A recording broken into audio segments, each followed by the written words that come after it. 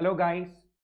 जो भी स्टूडेंट और इवैल्यूएटर हैं उनके लिए ये वीडियो बहुत इंपॉर्टेंट है। स्पेशली स्टूडेंट्स जो सीबीएसई बोर्ड एग्जाम टर्म 1 के लिए अपियर होने वाले हैं, क्लास 10th के और क्लास 12th के। बहुत ध्यान से इस वीडियो को सुनेंगे। ये दो सर्कुलर है बहुत इंपॉर्टेंट, जो आपके लिए टर्म 1 एग्जाम से पहले जाने से पहले आपको जानना बहुत जरूरी है। मैं आपको दिखाऊंगा कि आपका सैंपल ओएमआर शीट कैसा होगा। ये रहा सैंपल ओएमआर शीट, और इस सैंपल के अंदर में आपको क्या क्या सावधानियां बहुत इंपॉर्टेंटली ध्यान में रखनी है, वो सारी बातें मैं इस वीडियो में डिस्कस करने वाला हूं। आप सबसे पहले मैं इस सर्कुलर आपके साथ डिस्कस करूंगा जो 6 नवंबर को इशू किया गया था। इसमें बताया गया था कि ओएमआर शीट में कैसे कैसे कौन कौन सी बातों का आपको बहुत ध्यान रखना है। और ये रीसेंट एक अभी अपडेशन आया है, बहुत लेटेस्ट, कल ही इसका अपडेशन आया है कि ओएमआर शीट के अंदर कौन कौन सी बातें हैं जिसको आपको और ध्यान रखना है, किस तरीके से आप इन चीजों को फॉलो करेंगे। राइट। तो चलिए वन बाय वन स्टार्ट करते हैं आपके साथ इन इन्फॉर्मेशन को, और वन बाय वन मैं डिस्कस करता हूँ सारी इन्फॉर्मेशन आपके साथ में। सबसे पहली बात इसके अंदर जो आपको ध्यान में रखनी है और जो कही गई है कि ये जो सर्कुलर है ये क्लास 10th और क्लास 12th दोनों के लिए एप्लीकेबल है। तो जो भी स्टूडेंट्स क्लास 10th में टर्म 1 के लिए अपियर होने वाले हैं या क्लास 12th में टर्म 1 के लिए अपियर होने वाले हैं, वो इसको बड़े ध्यान से एक एक इन्फॉर्मेशन को नोट करेंगे। Right, because this is applicable for class 10th as well as class 12th both the student. Right, इसलिए आपको कंप्लीट नॉलेज ओएमआर के बारे में होना बहुत जरूरी है कि ओएमआर शीट में आपको कौन कौन सी बातें ध्यान रखनी है और कैसे कैसे उसको फुलफिल करना है आपको। जी हाँ, एक सैंपल कॉपी आपके पास में है, हमारे पास में एक सैंपल कॉपी है जो मैं आपके साथ डिस्कस करने वाला हूँ। वो सैंपल कॉपी हमारे पास है। तो सैंपल कॉपी में क्या क्या चीज़ें आपके लिए कही गई हैं वो सारी बातें मैं आपके साथ शेयर करूंगा। और इसके साथ साथ एक और लेटेस्ट अमेंडमेंट आया है 17 नवंबर, मैंने आपको बोला कल, जिसके अंदर में बहुत इंपॉर्टेंट इंफॉर्मेशन है दोनों के लिए। इसके लिए स्टूडेंट्स के लिए और इवैल्यूएटर्स के लिए। यानी आप स्टूडेंट हैं या इवैल्यूएटर हैं तो आपके लिए जानना बहुत जरूरी है। तो अंत तक मेरे साथ बने रहें इन सारी इंपॉर्टेंट इंफॉर्मेशन के साथ। चलिए स्टार्ट करते हैं। सबसे पहले इसके अंदर क्या कहा गया, एक सैंपल कॉपी दी गई जिसमें कहा गया है कि डिटेल्स, मैं इंपॉर्टेंट इंपॉर्टेंट बातें आपके साथ शेयर कर रहा हूं। Details of the candidates will be pre filled in the OMR sheet. यानी आपके जो ओएमआर शीट दी जाएगी उसके अंदर आपकी जो इंपॉर्टेंट इंफॉर्मेशन यानी आपकी जो पर्सनल डिटेल है वो उसके अंदर फिल की गई होगी, ऑलरेडी फिल होगी। जैसे मैं आपको सैंपल दिखा देता हूं, लाइक दिस। आपका रोल नंबर वहां पर होगा ऑलरेडी, ठीक है, और डिजिट्स के अंदर में भी वो रोल नंबर मेंशन होगा। इसके अलावा डेट जिस दिन आपका एग्जाम होगा वो मेंशन होगा। आपका सेंटर नंबर एंड नेम आपका मेंशन होगा ऑलरेडी। आपका सब्जेक्ट जिसके लिए आपको ओएमआर शीट दी गई है वो ऑलरेडी मेंशन होगा। आपका नाम, आपके पिताजी का नाम और आपका स्कूल कोड एंड नेम वो उसमें ऑलरेडी मेंशन होगा। ठीक है जी। अब आपको इसमें फिल क्या करना होगा ये मैं अभी बाद में डिस्कस करूंगा वन बाय वन आपके साथ में। वापस आते हैं इसी इंफॉर्मेशन पर कि आपको जो ओएमआर शीट दी जाएगी उसके अंदर आपकी डिटेल्स ऑलरेडी प्री फिल्ड होंगी। यानी वो और कोई यूज नहीं कर सकता, आपकी शीट आप ही यूज कर पाएंगे और उसके अंदर ऑलरेडी डिटेल्स होंगी। इसलिए गलती मत करना, बड़ी सावधानी से उसको आपने फिल करना है। तो चलिए नेक्स्ट इंफॉर्मेशन क्या है इसके अंदर। उसमें आपको जो फिल करना है वो करना है क्वेश्चन पेपर कोड, ये आपको फिल करना, क्योंकि हो सकता है आपका कोड अलग हो, आपके जो स्कूल मेट्स हैं उनका कोड अलग हो। वहां पर तीन पेपर्स हो सकते हैं, दो पेपर्स हो सकते हैं, जो भी पेपर्स होंगे सबके कोड अलग होंगे। तो आपको जो क्वेश्चन पेपर दिया जाएगा उसका कोड आपको फिल करना है। इसके अलावा सबसे इंपॉर्टेंट इंफॉर्मेशन जो इसमें आपको ध्यान रखनी है वो ये है, fourth point, candidate has to write in his her own hand in the space provided, I confirm that all particulars given above are correct. मतलब क्या है इसका, इसका मतलब यह है कि आपको उस शीट के अंदर ये खुद लिखना होगा अपने हाथों से, ये प्रिंटेड नहीं होगा। मैं आपको दिखा देता हूं, ये आपका ओएमआर शीट का सैंपल मैंने आपको दिखाया था कि नीचे यहां पर आपको मेंशन करना होगा, I confirm that all particulars given above are correct, और ये आपको अपनी हैंड राइटिंग में लिखना होगा। समझ गए मेरी बात, ये लिखा हुआ नहीं होगा। I confirm that all particulars given above are correct, यहां पर आपके सिग्नेचर होंगे, तो ये आपको अपने हाथ से लिखना होगा। ये इंस्ट्रक्शन दी गई। इसके अलावा सबसे इंपॉर्टेंट पॉइंट बच्चों के माइंड में आता है, सर जो हमें गोले भरने हैं यानी सर्कल को डार्क करना है वो क्या हम पेंसिल से कर सकते हैं, क्या हम इंक पेन से कर सकते हैं? Answer is no. ध्यान से देखिए, only blue and black ball point pen. दोबारा ध्यान से समझ लीजिए, only blue and black ball point pen. सिर्फ बॉल पॉइंट पेन आप यूज कर सकते हैं, वो भी ब्लू और ब्लैक। इसके अलावा आप कुछ यूज नहीं कर सकते। इंक पेन मत लेके जाइएगा, पेंसिल बिल्कुल भी यूज मत कीजिएगा, कि उसके बारे में बड़ी स्ट्रिक्ट इंस्ट्रक्शन दी गई है। जरा ध्यान से देखिए, वो स्ट्रिक्ट इंस्ट्रक्शन क्या है। उसमें कहा गया use of pencil is strictly prohibited. बिल्कुल साफ स्पष्ट शब्दों में बिल्कुल मना है। इफ इट इज फाउंड, अगर ये पाया गया कि आपने पेंसिल का प्रयोग किया है, तो क्या होगा? It is found that the candidate has used the pencil for filling OMR sheet. This will be considered as use of unfair means and action will be taken against the candidate as per unfair means rules. मतलब आपके खिलाफ action लिया जा सकता है अगर आप pencil से उसको फिल करते हैं। ये माना जाएगा कि आपने अनफेयर मीन्स यूज किया है, जो कि बिल्कुल स्ट्रिक्टली प्रोहिबिटेड है, बिल्कुल भी अलाउड नहीं है। तो ये गलती भूल करके भी मत करना ओएमआर शीट। राइट, चलिए इसके अलावा और क्या बातें बताई गई आपको? ओएमआर शीट के अंदर में कितने ऑप्शंस होंगे आपके पास में क्वेश्चन को फिल करने के लिए? तो उसका आंसर है 60। उसमें 60 क्वेश्चंस दिए होंगे। अब आप बोलेंगे सर हमें तो 50 क्वेश्चंस में से अटेम्प्ट करना है या 40 क्वेश्चन में से अटेम्प्ट करना है, डज नॉट मैटर। टोटल जो ऑप्शंस दिए जाएंगे वो 60 दिए जाएंगे और आपको क्वेश्चन पेपर की अकॉर्डिंग ही अपने आंसर्स फिल करने हैं। मान लीजिए आपको 50 क्वेश्चन दिए गए हैं, तो आपको फर्स्ट 50 को यूज करना है। आपको 40 क्वेश्चंस टोटल दिए गए हैं, तो फर्स्ट 40 क्वेश्चंस को यूज करना है। जबकि ओएमआर में जो स्पेस होगा वो होगा 60 क्वेश्चंस का। Right, answers given. अब बात करते हैं answers given after the maximum question. देखिए, अब आप सोच रहे होंगे सर क्या फर्क पड़ता है। मान लीजिए मुझे 45 क्वेश्चंस टोटल अटेम्प्ट करने को मिल रहे हैं और मैंने 46 पर काट करके 45 लिख दिया, तो क्या होगा? जो 46th नंबर होगा वो काउंट नहीं होगा। दोबारा देख लीजिए, answers given after the maximum question number will not be evaluated, meaning thereby if there are 45 questions in some question papers and the candidate is changing question number 46 in OMR and writing this question as 45, then it will not be evaluated. तो बेटा ये मत समझ लेना कि घर का राज है, कोई बात नहीं, पेन से काट देंगे, 46 क्वेश्चन को अटेम्प्ट कर लेंगे, वहां 45 लिख देंगे और वो क्वेश्चन अटेम्प्ट कर लेंगे। ऐसा करने से आपको कोई फायदा नहीं होने वाला। 46 नंबर जो क्वेश्चन होगा वो कैलकुलेट ही नहीं किया जाएगा इवैल्यूएशन पर्पस के लिए। समझ गए मेरी बात? तो ये गलती नहीं करनी, बी केयरफुल गाइस। और चलिए और क्या बातें हैं आपके लिए जो बहुत इंपॉर्टेंट है। आपको रिस्पॉन्स देने के लिए 4 सर्कल होंगे ABCD। ठीक है, आपके पास 4 ऑप्शंस आएंगी, उन 4 ऑप्शंस में से आपको ABCD ऑप्शन को सिलेक्ट करना है। For giving a response 4 circles ABCD are given in front of each question in a row. Candidates once confident about the correctness of reply should darken the circle with a pen. Pen कौन सा? Blue and black only ball point pen. ठीक है, after 4 circles, ये जान लीजिए बहुत important बात है।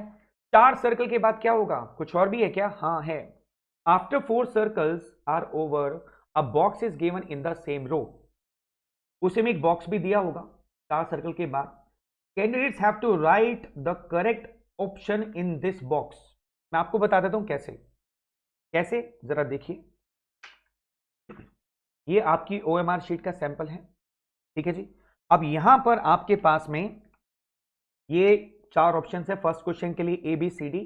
लेट सपोज आपका जो C ऑप्शन है, आपने C को डार्क कर दिया ब्लू या ब्लैक बॉल पेन से, तो मैं ब्लू से कर रहा हूं, ब्लू बॉल पेन से मैंने इसको डार्क कर दिया।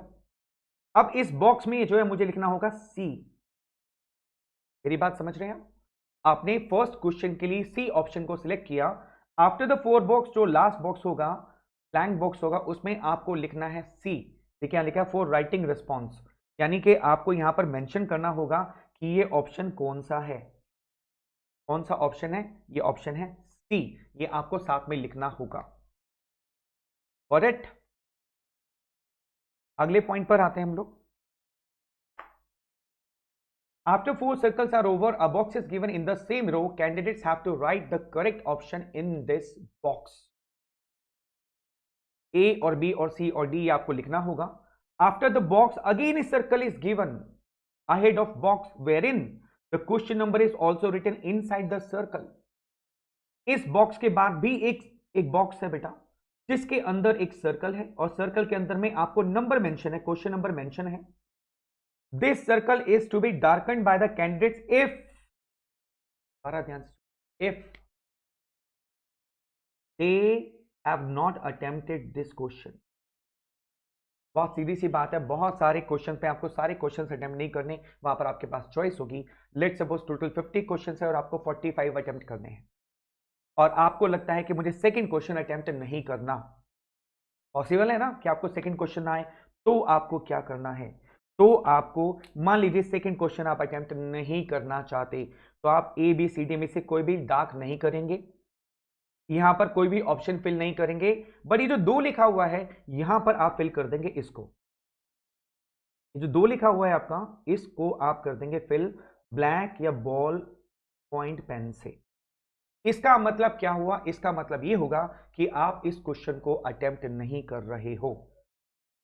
एज ए चॉइस जो आपको दी गई थी, 50 में से 45 क्वेश्चन अटेम्प्ट आपको करने थे, लेट सपोज एग्जांपल पे, तो आप इस क्वेश्चन को अटेम्प्ट नहीं करना चाहते, फॉर एनी रीजन आपको क्वेश्चन नहीं आता या आपको लगता है कि गलत हो सकता है, आप इस क्वेश्चन को छोड़ना चाहते हो, तो छोड़ने के लिए भी आपको ये जो सर्कल है लास्ट में दिया हुआ है, इसको आपको डार्क करना पड़ेगा और इन सर्कल में से आप कुछ भी नहीं लिखेंगे. Got it? चलिए, नहीं थैंक यू की जरूरत नहीं, आप नीचे कमेंट बॉक्स में मेंशन कर सकते हैं. अभी बहुत सारी बातें और हैं, आगे चलते हैं. जी हां, नेक्स्ट पॉइंट आता है. Candidates are advised that first of all they should mark the response by darkening the circle. If fully satisfied, then they should write a response in the box. Purpose of giving a box is only that, ये important point है, purpose of giving box is only that if any candidate wishes to change the response, the same be written in the box. बहुत ही important point है, this is very very important point. इस point को जरूर समझिएगा और कम से कम 2 से 3 बार जरूर सुनिएगा. जी हाँ, आप वीडियो को रिवर्स कर सकते हैं, दोबारा सुन सकते हैं, जरूर सुनिएगा. ये जो पर्पस है, इसका पर्पस क्या है आपको मैं दिखाता हूं. आपको मैंने दिखाया अभी कि मान लीजिए ये क्वेश्चन पेपर है आपका, ओएमआर शीट है जहां पर आपको मेंशन करना है. थर्ड क्वेश्चन में आपने क्या किया, बी आपने डार्क कर दिया, ठीक है, बी डार्क कर दिया. अब आपको लगा नहीं बी ऑप्शन नहीं, डी ऑप्शन करेक्ट है, डी फॉर दिल्ली करेक्ट है. अब आप क्या करेंगे, आप फंस गए, आपको प्रॉब्लम आ गई कि भाई आप बी को डार्क कर चुके हैं, अब इरेजर तो है नहीं, उसको अच्छे से रगड़ेंगे, साफ करेंगे या उसको बराबर कर दे. ऐसी गलती मत कीजिएगा. बहुत से बच्चे यही करते हैं, एग्जाम में जाकर के सी को रब करने की कोशिश करेंगे, इस बी को इरेज कर दो. मैं नहीं करना. आपको क्या करना है, अगर आपको लग रहा है कि डी करेक्ट ऑप्शन है, तो आपने यहां पर सिंपली डी को मेंशन कर दें. मेरी बात समझ रहे हैं आप? Listen me once again. ये जो ऑप्शन दिया गया है ब्लैंक बॉक्स, इसलिए दिया गया है कि मान लीजिए आपने किसी बॉक्स को डार्क कर दिया, आपको लगा बी ऑप्शन करेक्ट है, थर्ड क्वेश्चन में आपने इसको डार्क कर दिया, लेकिन अब आपको लगता है नहीं ये तो गलती से गलत हो गया. पीछे से आवाज आ गई, अरे बी नहीं डी है. तो अगर आपको उसको सही करना है तो आप इस बॉक्स में डी लिखेंगे, तो आपका ये आंसर करेक्ट माना जाएगा. है ना गुड न्यूज की बात है ना, कि अगर आपने गलती से कोई गोला गलत डार्क कर दिया तो आपके पास एक चॉइस है. ये जो डी है, ये अल्टीमेटली आपने जो डी लिखा ये करेक्ट माना जाएगा, चाहे आपने जो सर्कल है वो बी. Got it? तो ये ध्यान रखिएगा, ये जो ऑप्शन आपने फिल करनी है ये बहुत ही सावधानी से फिल करनी है, इसके बाद कोई चॉइस नहीं होगी आपकी. यहां भी बी कर दिया, यहां भी बी कर दिया और बाद में उसको काट कर डी कर रहे हो, सी कर रहे हो. Please don't do that. तो बी केयरफुल गाइस. तो ये इंपॉर्टेंट, बड़ी इंपॉर्टेंट इंफॉर्मेशन थी, तभी मैंने आपसे कहा ये रिटर्न में दिया हुआ है. Purpose of giving a box is only that if any candidate wishes to change the response, the same be written in the box. वो बॉक्स में लिख सकता है, ये बहुत इंपॉर्टेंट पॉइंट. रिप्लाई देखिए, even if a candidate is satisfied with darkening the circle, this response has to be written in the box. भैया अगर आपने सर्कल गोला कर दिया तो भी ये लिखना मैंडेटरी है, मैंने पहले बताया था आपको। जैसे मैंने फर्स्ट क्वेश्चन में बताया था कि आपने सी को गोला मार दिया तो भी आपको सी लिखना कंपल्सरी है। आप ये मत सोचना कि आपने गोला मार दिया तो अब लिखने की जरूरत नहीं है, लिखना पड़ेगा, तभी मार्क्स मिलेंगे। Even if the candidate is satisfied with darkening the circle, this response has to be written in the box. Candidates have to reply both in the circle and in a box. यानी इसको circle में भी mention करना है और box में भी mention करना है। Reply written in a box will be treated as final. आहा, very very very important point, मैंने आपको पहले भी बताया, बार बार रिपीट कर रहा हूं बेटा, गलती मत करना। एग्जाम में आने के बाद में गलती रियलाइज की तो कोई फायदा नहीं होगा। इससे बेटर है इस वीडियो को 2 बार देख लो, 3 बार देख लो, आपकी चॉइस है, जितनी बार मर्जी देखो, बट आपको अच्छे से समझना है कि ये क्या है। Got it guys? Reply written in the box will be treated as final. उस बॉक्स में जो भी आप रिप्लाई लिखोगे वो फाइनल माना जाएगा, चाहे आपने सर्कल कोई भी किया हो। Got it? अच्छा, if the box is empty and response is marked in this circle, if the box is empty and response is marked in the circle, it will be considered that question has not been attempted by the candidate. मेरे बच्चों, प्यारे बच्चों, जरा ध्यान से समझ लो। अगर मान लीजिए, मैं आपको करके दिखा देता हूं, मान लीजिए मैंने 5th में डी ऑप्शन को डार्क कर दिया, मुझे लगा 5th क्वेश्चन के अंदर में, दिख रहा है आपको? हाँ, मुझे लगा 5th क्वेश्चन में डी करेक्ट आंसर है, मैंने मेंशन कर दिया। मैं आपको दोबारा लाइन दिखा देता हूं। If the box is empty and response is marked in the circle, it will be considered that question has not been attempted by the candidate. मतलब यह है कि मान लो मैंने 5th क्वेश्चन के अंदर में डी को डार्कन कर दिया, लेकिन यहां पर मैंने बॉक्स में ना ए लिखा, ना बी लिखा, ना सी लिखा, ना डी लिखा, तो क्या ये आंसर करेक्ट माना जाएगा आपका? आंसर इज नो, नहीं। आपको इस बॉक्स में लिखना कंपलसरी है बेटा, यानी मान के चलो कि बेटा आप इस बॉक्स में लिखना आपके लिए फायदेमंद है, और या इस बॉक्स में ABCD लिखना कंपलसरी है आपके लिए, चाहे आपने डार्कन सही किया हो या गलत किया हो, क्योंकि ये जो इस बॉक्स में ABCD आप लिखोगे, इसको फाइनल आंसर माना जाएगा। Got it guys everyone? Please listen once again. आप वीडियो को रिपीट करके दोबारा सुन लीजिए, बट एग्जाम में गलती मत करना, ठीक है? चलिए, मैं आपको सारी बातें विद एग्जांपल समझा रहा हूं, इसलिए ताकि ये लैंग्वेज आपको शायद समझ ना आ पाए, तो आप इनको क्लियर कर सकते हैं मेरे साथ में। If the response is given in a box in the circle is left blank, it will be considered that question has been attempted by the candidate. देखो ये बात यहां पर लिखी जो मैं आपको बार बार बता रहा था।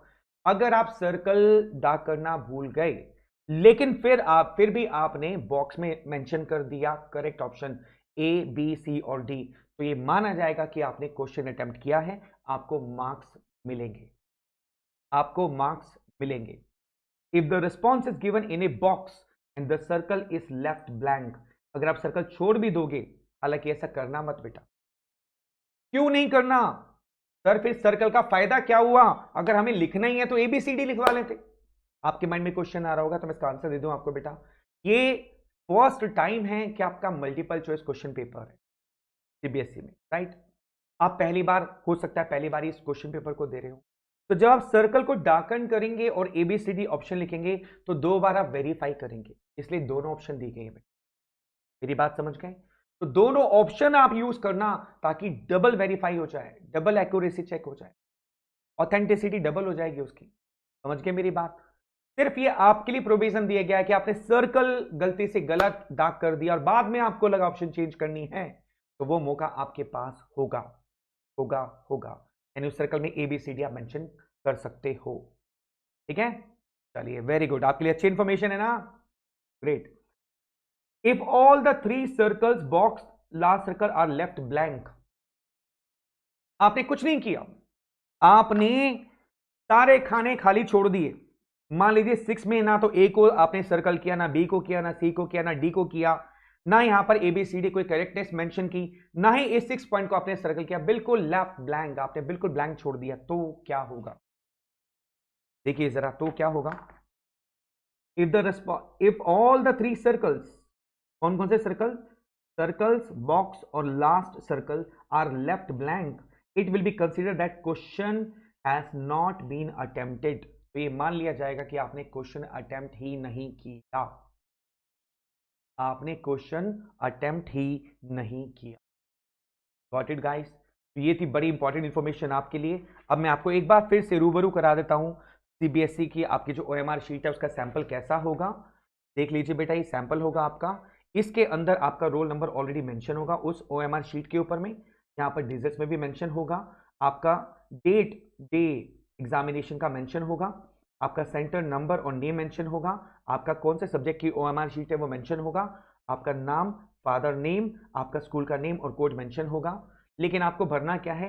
क्वेश्चन पेपर कोड आपको भरना होगा, जो क्वेश्चन पेपर कोड आपके पास आएगा ये आपको खुद फिल करना है। पहली चीज आपको ये बड़े ध्यान में रखनी है कि ये चीज आपको खुद फिल करनी होगी, जो भी सेट आपके पास आएगा उस सेट का कोड आपको मेंशन करना होगा। उसके बाद यहां पर आते हैं, मैं फिर से रिपीट करा देता हूं, आपके पास 4 ऑप्शन होंगी ABCD, जो भी करेक्ट ऑप्शन आपको लगता है आपको उसको फिल करना है केवल ब्लू और ब्लैक पेन से, केवल ब्लू और ब्लैक बॉल पॉइंट पेन से। Mind it, blue and black ball point, no ink pen, right, और नो पेंसिल। पेंसिल तो बिल्कुल गलती से भी यूज मत कर लेना, हाँ जी, एक्शन हो सकता है। और उसके बाद आपको जो करेक्ट ऑप्शन है वो यहां मेंशन भी करना होगा, लिखना होगा। मान लीजिए गलती से आपने यहां पर बी सर्कल को ड्रॉ कर दिया और आपको लगता है नहीं बी नहीं डी ऑप्शन करेक्ट होना चाहिए, तो आप यहां पर डी लिखेंगे तो वो करेक्ट माना जाएगा। Correct?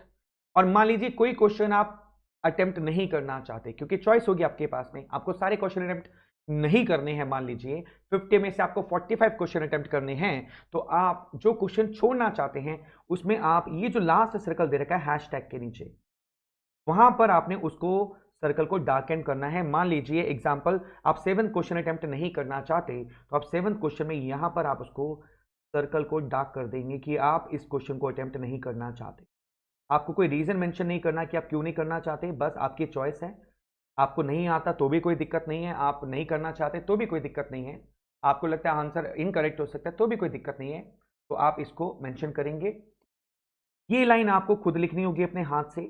I confirm that all particulars given above are correct, sorry, I confirm that all particulars given above are correct, ये आपको अपनी हैंड राइटिंग में लिखना होगा और यहां पर आपको अपने ऑटोग्राफ देने होंगे, सिग्नेचर।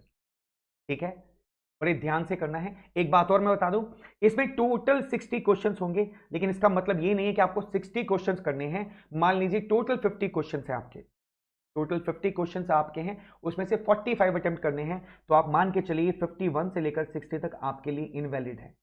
इसको भरने की बिल्कुल गलती मत कीजिएगा।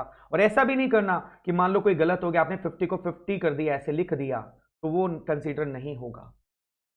OMR शीट के अंदर में 60 क्वेश्चंस हैं, मतलब ये नहीं कि आपके पास चॉइस है। अगर एग्जाम में टोटल 50 क्वेश्चंस आए हैं तो 50 तक आप मेंशन कर सकते हो, और मान लीजिए आपको 45 अटेम्प्ट करने हैं तो आप कोई भी 45 अटेम्प्ट कर सकते हो, राइट। अब बहुत सारे क्वेश्चंस आपके माइंड में आ रहे होंगे बच्चों के, सर अगर आधा सर्कल खींच दिया, अधूरा सर्कल खींच दिया, तो ये सर्कुलर आपके लिए बहुत इंपॉर्टेंट है, बहुत, जरा ध्यान से देखिएगा, बहुत इंपॉर्टेंट है। और ये हर स्टूडेंट्स के लिए और इवैल्यूएटर के लिए, देखिए इंपॉर्टेंट इंफॉर्मेशन ये कल ही आया है आप सबके लिए बेटा, circular important information for students and evaluators, ये आपके लिए बहुत इंपॉर्टेंट इंफॉर्मेशन है। कैसे, जरा ध्यान से देखिएगा।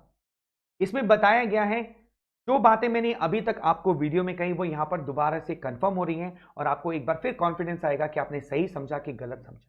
देखिए जरा, मान लीजिए ऑप्शन क्वेश्चन 1 में आपने ऑप्शन ए को डार्क कर दिया, तो यहां पर आपने ए लिखा क्योंकि आपको ए सही लगता है, तो ये करेक्ट मेथड है, ये सबसे बेस्ट मेथड है, आप इसको यूज कर सकते हैं।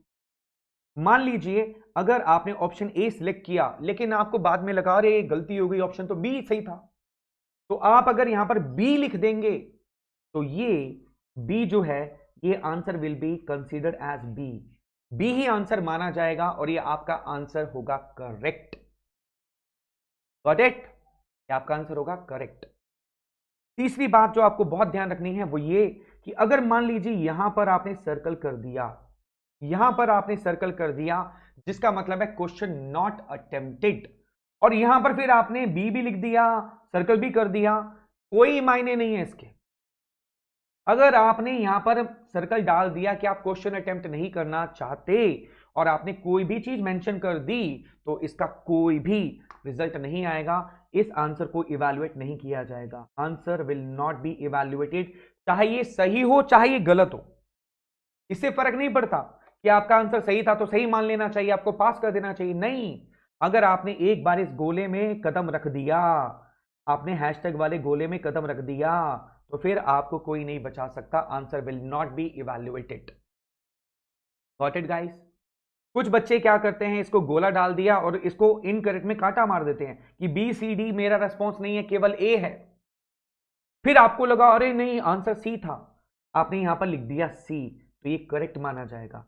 Answer will be considered as C, C को आंसर माना जाएगा, चाहे वो सही हो या गलत हो, बट एग्जामिनेशन पर्पज से आपका आंसर सी माना जाएगा, ए नहीं माना जाएगा। आपको जी सर्कल तो मैंने ए किया था, फिर तो मजे आ गए, है ना, 50-50 का चांस मिल गया आपको। एक तरफ सर्कल डाल दो और दूसरी ऑप्शन वहां लिख दो, जो सही है वो मान लो, ऐसा नहीं होगा।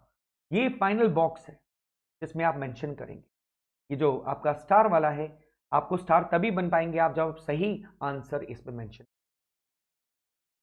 फिर आते हैं इसके ऊपर, मान लीजिए आपने सर्कल नहीं डाला कोई भी, सिर्फ टिक कर दिया, लेकिन यहां पर आपने दिया डी, तो आपका आंसर माना जाएगा डी, चाहे वो सही हो या गलत हो, आपका फाइनल आंसर डी ही माना जाएगा, चाहे आपने बॉक्स में कुछ भी किया हो। अब इसका मतलब ये नहीं है कि बॉक्स में कुछ भी करते जाओ और बाद में आंसर सही लिख दो, कंफ्यूजन हो सकती है बेटा। फॉर क्लैरिटी आपको क्या करना है, जो सर्कल आप कर रहे हो उसको बड़े अच्छे से ध्यान से आंसर को, ऑप्शन को चूज करके A B C D option को सिलेक्ट करना है, ठीक है, और बाद में यहां पर आपको उस आंसर को मेंशन करना है। 2 बार वेरीफाई हो जाएगा आपका आंसर और आप बहुत अच्छे से आंसर कर पाएंगे, ठीक है। तो यहां पर अगर आपने ए लिखा बेटा तो आपका ए माना जाएगा, ये सब इरेलीवेंट है आपके लिए, और ऐसा करने के लिए कोई हिदायत आपको नहीं दी जा रही है और आपको इंस्ट्रक्शन है कि आप ऐसा बिल्कुल ना करें। हाँ, गलती से कोई बच्चा ऐसा कर आता है तो भी एग्जामिनेशन बोर्ड चाहता है कि आपका नुकसान ना हो, फिर भी आपके इस फाइनल आंसर को सी को आंसर मान लिया जाएगा। अगर आप ऐसी गलतियां भी करके आते हो तो भी, हालांकि आप बड़े अच्छे बच्चे हो, तो आप ऐसी गलतियां बिल्कुल मत कीजिएगा। आराम से सिर्फ सर्कल को डार्क कीजिएगा और यहां पर करेक्ट आंसर, अपना जो भी आपका आंसर है वो मेंशन। अगर आपने ऐसा सर्कल डाल के टिक भी कर दिया और यहां लिखा बी, तो बी आपका करेक्ट आंसर माना जाएगा। और इस केस में अगर आपने बी लिखा, जैसे यहां पर बी में आपने टिक कर दिया, इसमें क्रॉस कर दिया, 2 खाली छोड़ दिए, लेकिन यहां बी मेंशन किया, तो आपका आंसर बी माना जाएगा। इस केस में आपका आंसर सी माना जाएगा, भले ही आपने सी को टिक कर रखा है और सर्कल डाल करके। इस ऑप्शन में डी माना जाएगा, ये बता रहा है कि आपने सर्कल को पूरा डार्क नहीं किया, लेकिन आपने यहां पर डी मेंशन कर दिया, तो आपका आंसर डी कंसीडर किया जाएगा फॉर इवैल्यूएशन पर्पस। यहां पर आपने ए को डार्क कर दिया, बी को क्रॉस कर दिया, यहां लिखा ए, तो ए आपका कंसीडर किया जाएगा correct option. Got it everyone? चलिए ये 2-3 ऑप्शंस और देख लीजिए, आपके फायदे की चीजें हैं। मान लीजिए आपने आधा सर्कल किया और छोड़ दिया, आपको डाउट हो गया कि यार ये गलत था, सी को आप डार्क कर रहे थे, करते करते दिमाग में आ रहे नहीं कोई और ऑप्शन हो सकती है, लेकिन जो ऑप्शन इस बॉक्स में आप लिखेंगे उसको करेक्ट मान लिया जाएगा, चाहे आपका सर्कल आधा अधूरा छूट। यहां पर आपने डी को, आप यहां पर मान लीजिए ए को सिलेक्ट कर रहे थे, बाद में ध्यान आया नहीं डी आंसर है करेक्ट, आपने डी को गोला मार दिया और यहां पर मेंशन कर दिया डी, तो आपका डी करेक्ट आंसर माना जाएगा, ठीक है जी। और क्या बात है यहां पर, मान लीजिए आपने कुछ भी नहीं किया, कुछ भी नहीं किया, आपने ए भी नहीं सिलेक्ट किया, बी भी नहीं किया, सी भी नहीं किया, डी भी नहीं किया, मेंशन भी नहीं किया, और ये जो नॉट अटेम्प्टेड वाला ऑप्शन है ये भी सिलेक्ट नहीं किया, तो आपके जो असिस्टेंट सुपरिटेंडेंट होंगे वो आपको इन्फॉर्म करेंगे, आपसे डिस्कस करेंगे कि क्यों छोड़ा, क्या था, आपको फिल करने के लिए कहा जाएगा, ठीक है। तो ये उनके हाथ में होगा, लेकिन मैं चाहूंगा कि आप ऐसी गलती बिल्कुल मत करें, क्योंकि ये ऑप्शनल है, मैंडेटरी नहीं है। हो सकता है कि आपका नुकसान हो जाए, क्योंकि एग्जामिनेशन सेंटर से जाने के बाद अगर ये चीज मिली तो हो सकता है ये रह जाए, ठीक है। तो ऐसा बिल्कुल मत कीजिएगा। और अगर आपने केवल यहाँ पर ये मेंशन कर रखा है लास्ट वाला सर्कल हैशटैग वाला किया है तो question will be considered as not attempted. और देखिए यहाँ पर इंस्ट्रक्शन लिखा हुआ है कि आप लोगों से स्टूडेंट को ये एडवाइस दी जाती है कि आप इन चीजों का प्रयोग बिल्कुल भी ना करें। ठीक है, this responses is not A correct method. Making responses in the OMS sheet, complete darkening circle is the correct method guys. तो कुल मिलाकर के इस चीज का जो निचोड़ है बेटा वो ये है कि भले ही आप कोई गलती कर जाओ क्योंकि आपका पहला अटेम्प्ट है, लेकिन ये जो सर्कल है बेटा इन दो सर्कल पे आपको आके बहुत ही हाई अलर्ट मोड में रहना है। जो ऑप्शन आप फाइनली ABCD भरेंगे तो उसके वो आंसर आपका करेक्ट माना जाएगा। और ये हैशटैग वाला जो सर्कल है इसको अगर आप भर देंगे तो ये मान लिया जाएगा कि क्वेश्चन आपने अटेम्प्ट नहीं किया है, भले ही आपने उन ऑप्शन को सिलेक्ट कर रखा हो। मैंने पूरी कोशिश की है कि मैं आपको बहुत अच्छे से आपको एक्सप्लेन कर पाऊँ कि आपको एग्जाम में क्या क्या तैयारियां करनी है। अगर फिर भी आपको लगता है आप कहीं मिस्टेक कर पा रहे हो तो आप इस वीडियो को दोबारा सुनें, इसको ज़्यादा से ज़्यादा लोगों के साथ शेयर करें ताकि उनसे ये गलतियां ना हो जाए। और ये मेरी आपसे रिक्वेस्ट है, इसको ज़्यादा से ज़्यादा शेयर करें। फिर भी अगर आपके मन में कोई डाउट है आप कॉमेंट बॉक्स में डाल सकते हैं, श्योरली मैं ट्राई करूंगा आपके आंसर्स को देने। Thank you so much guys, all the best for your upcoming term 1 examination guys. Class 10th and class 12 students, all the best. Take care.